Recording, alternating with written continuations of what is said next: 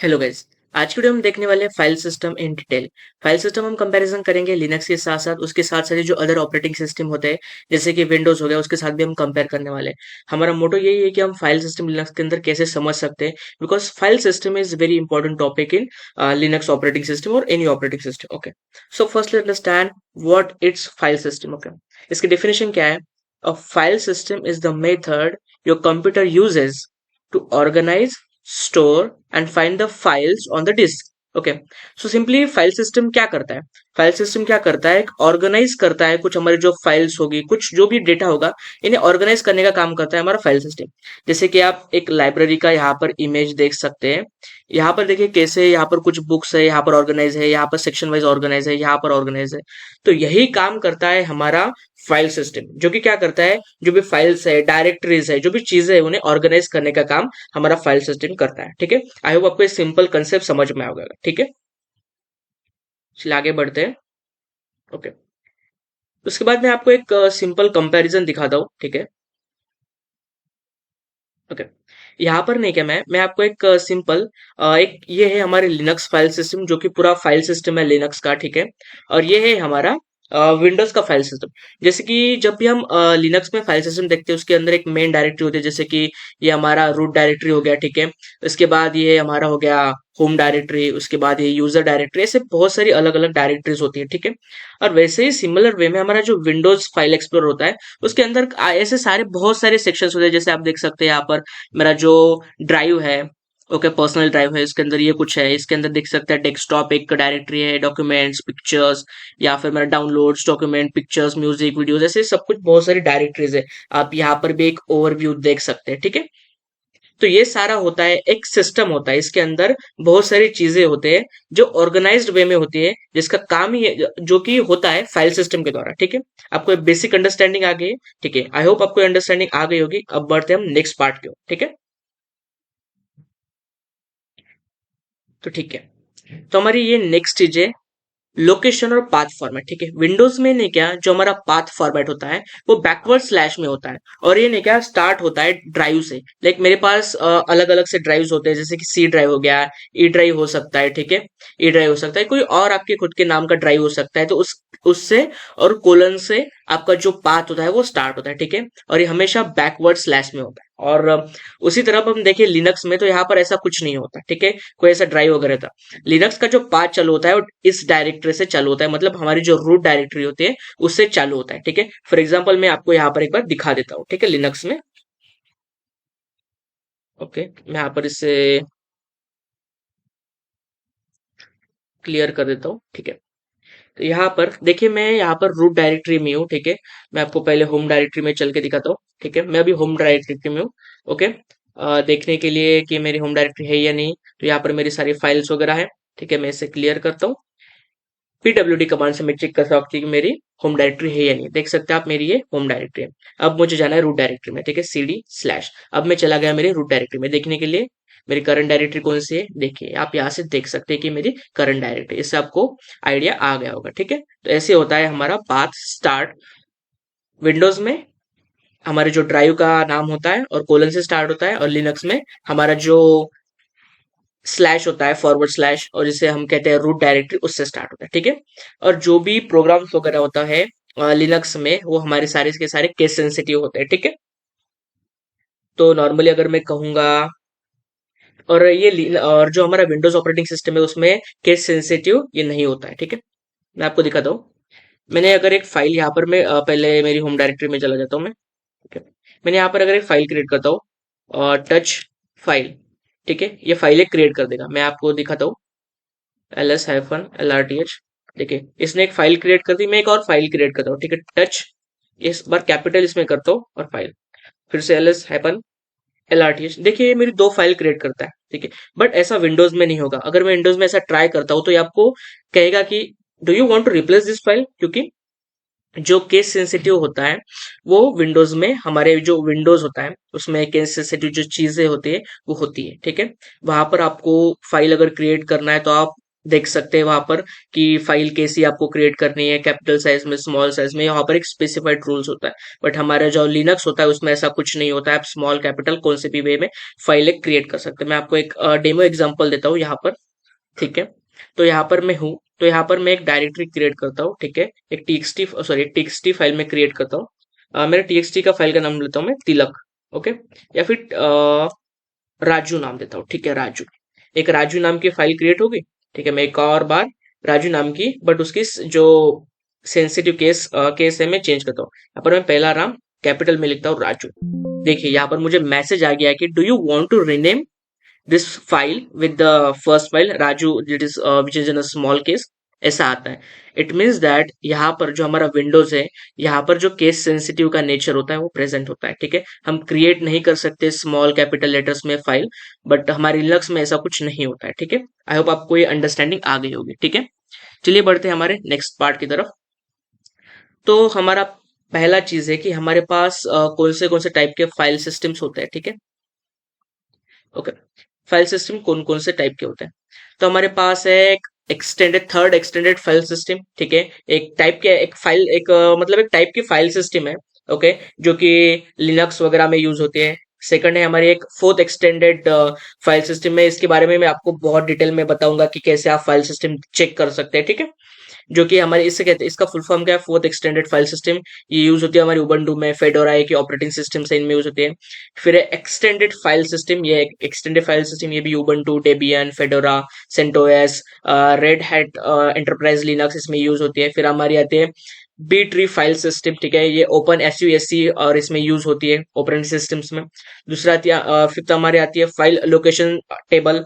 ये भी एक फाइल सिस्टम है जो कि हमारी जो यूएसबी ड्राइव्स, हमारी मेमोरी कार्ड्स होते हैं ना, हम उसमें यूज करते हैं, तो उसमें भी एक स्ट्रक्चर्ड होता है, उसमें भी एक स्ट्रक्चर होता है कि कुछ मेमोरी वगैरह में जो भी अलोकेट वगैरह करनी है अच्छे से, जो भी फोल्डर डायरेक्टरी एक अच्छे वे में स्टोर्ड। आपने देखा होगा हमारा एंड्रॉइड मोबाइल ने कैसे कैसे लाइक हमारे एंड्रॉइड मोबाइल है, इसमें अब लाइक हमारी जो यहाँ पर मेमोरी इंसर्ट होती है, तो इसमें इस मेमोरी के आंसर फिर हम फाइल देखते हैं कैसे ऐसे ऐसे अच्छी तरीके से अरेंज होती है, ठीक है।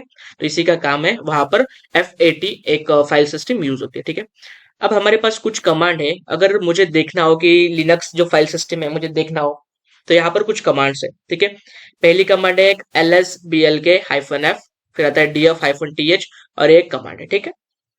तो इस कमांड का क्या यूज होता है, हम कैसे चेक कर सकते हैं हमारी फाइल सिस्टम कौन सी है, ठीक है। सबसे पहले मैं आपको DF-TH दिखाता हूँ, ठीक है। यहाँ पर मैं आ गया मेरी फाइल सिस्टम में, ठीक है। मैं थोड़ा इसे जूम कर लेता हूँ ताकि आपको दिख जाए, इसे क्लियर कर लेता हूँ, ठीक है। DF-TH, okay. यहाँ पर देखिए मुझे बहुत सारी जो टाइप्स दिख रही है, ये हमारी फाइल सिस्टम है और ये फाइल सिस्टम के टाइप है, ठीक है। बहुत सारी फाइल सिस्टम के टाइप है, ठीक है। यहाँ पर टेम्पररी फाइल सिस्टम है, ठीक है, ये ओरले एक टेम्पररी फाइल सिस्टम, एक रूट फाइल सिस्टम है, ठीक है। एक ये देखिए फोर्थ एक्सटेंडेड फाइल सिस्टम है। बहुत सारे अलग अलग फाइल सिस्टम है। इसमें कितना यूज किया है, जो मतलब हमारी मेमोरी वगैरह कितना यूज किया है, कहाँ ये कौन से पाथ पर ये माउंट है, हमें ये दिखाया गया, ठीक है। यहाँ से हम देख सकते हैं कि कौन से फाइल सिस्टम यूज किए। और दूसरा बात ये है, इसे मैं क्लियर कर देता हूँ, LSBLK-F।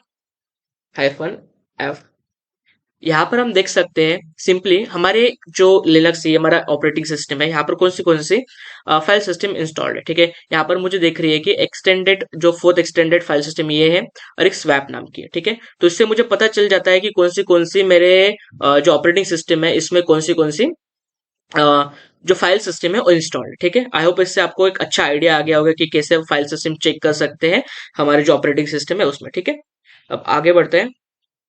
सो क्वेश्चन आता है कि हमारे यहाँ डिफरेंट डिफरेंट फाइल सिस्टम क्यों एग्जिस्ट करते हैं, हमने कितने सारे अलग अलग फाइल सिस्टम क्यों बनाए। तो ठीक है, इनका कुछ पर्पस होता है, ये मैं आपको एक सिंपल एक्सप्लेनेशन से बताऊंगा, ठीक है। एक हमारे पास है एक्सटेंडेड फाइल सिस्टम, इसका यूज क्या है, optimised for large files which also offers superior performance and scalability, ठीक है। ये एक ऑप्टिमाइज फाइल सिस्टम है जो कि लार्ज फाइल्स के लिए काफी यूजफुल है, जो कि एक सुपेरियर परफॉर्मेंस देती है और स्केलेबिलिटी है।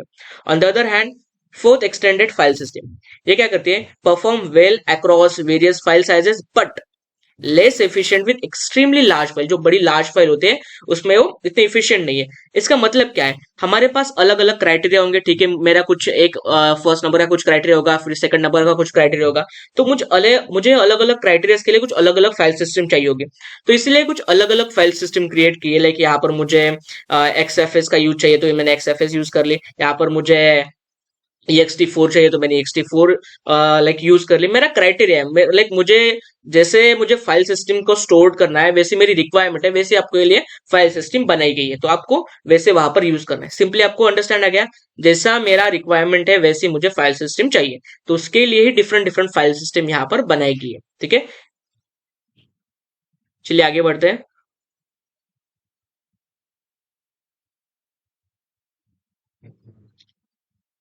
अब यहाँ पर हम अंडरस्टैंड करेंगे file system in deep, okay.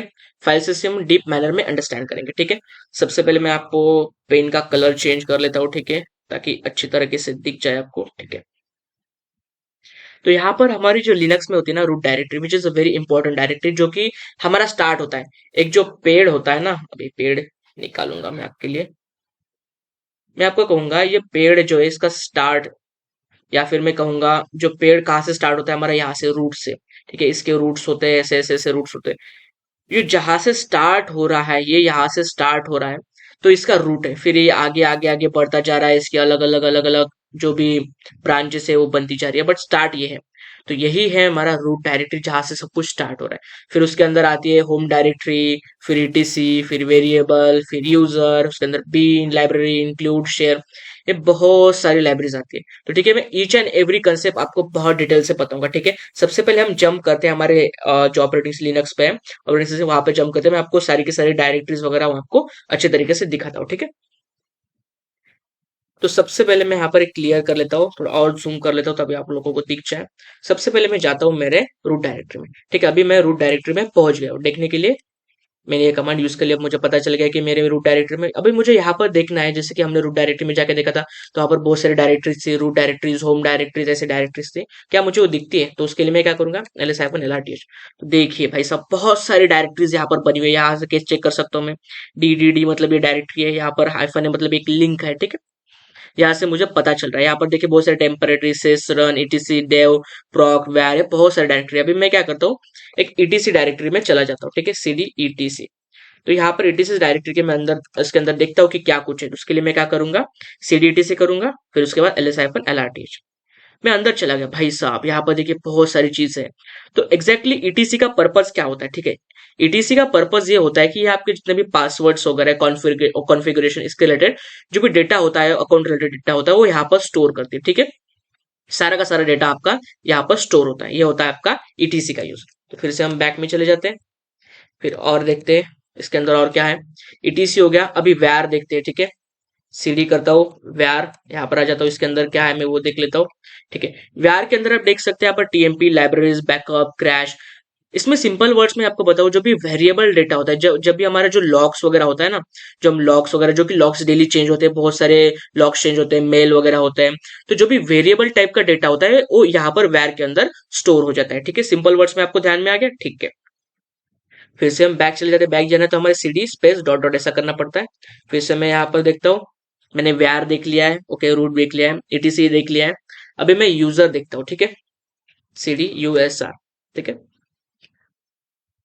या फिर LS-LRTH।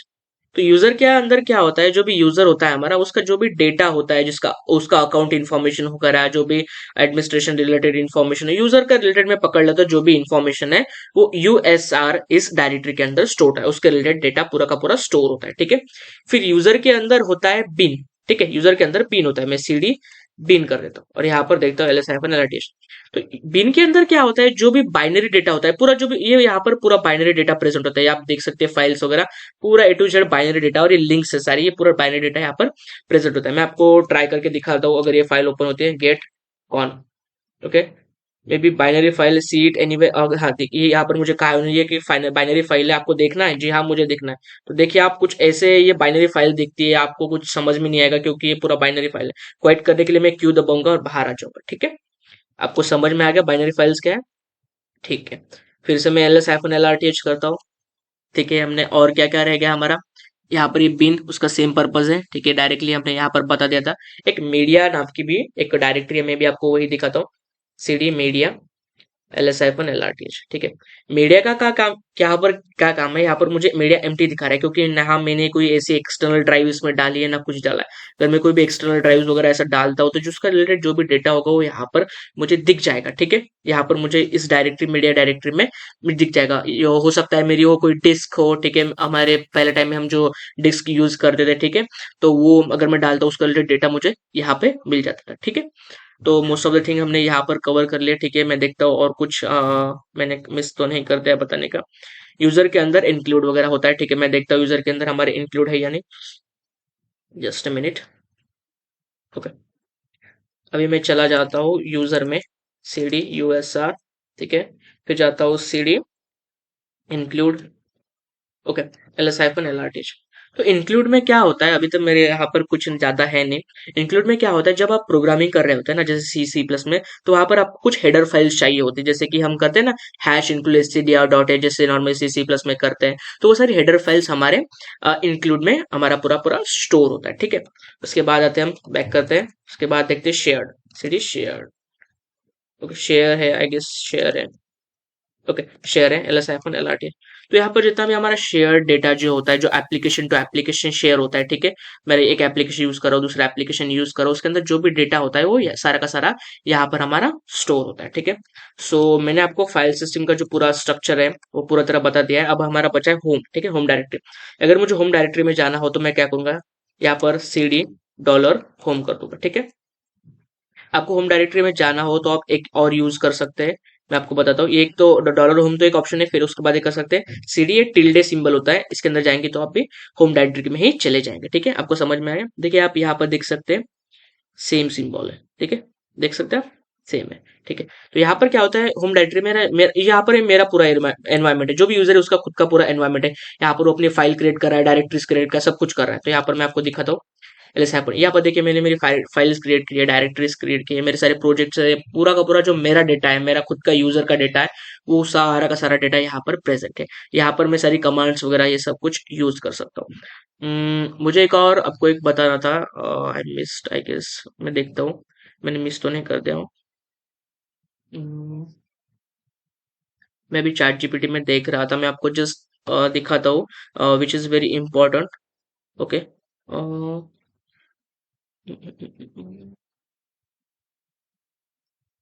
मेरे पास एक मतलब काफी इंपॉर्टेंट कमांड थी, जो भी लाइक हम कमांड वगैरह यूज करते हैं ना, हाँ, यूजर बिन, ओके। यहाँ पर हाँ एक और चीज, जो यूजर बीन होता है ना, बीन के अंदर क्या होता है, जो भी हम कमांड एग्जीक्यूट करते हैं, हमारे CD लाइक कैट हो गया, ये सारी की सारी कमांड जो होते हैं ना, एग्जीक्यूटर जो type command in terminal, usually run from here, तो ये यहाँ से रन होती है, ठीक है। यूजर बीन यहाँ से हमारी जो कमांड होती है वो एग्जीक्यूट होती है, ये बात मुझे आपको बताना था, ठीक है। सो आज की वीडियो में हमने बहुत कुछ कवर कर लिया है, पूरा का पूरा फाइल सिस्टम मैंने आपको डिटेल में बताया है, ठीक है। तो अगर आपको ये वीडियो अच्छा लगता है तो कंसिडर कीजिए इस चैनल को सब्सक्राइब करना, ठीक है, क्योंकि बहुत टाइम लगता है एक वीडियो बनाने के लिए, ठीक है। तो आई होप आपको वीडियो अच्छा लगा होगा, तो जस्ट चैनल को सब्सक्राइब कीजिए, क्योंकि मैं बहुत सारे Linux related, SRE related, DevOps related content लाता हूँ, क्योंकि मैं भी एक SRE इंजीनियर हूँ। तो मैं सारे के सारे जो कंसेप्ट आपको नीडेड होंगे वो मैं सारे के सारे कंसेप्ट आपको यहाँ पर पढ़ाऊंगा। सो आई होप आपको ये वीडियो अच्छा लगा होगा। तो मिलते हैं एक अगली वीडियो में, तब तक के लिए बाय बाय।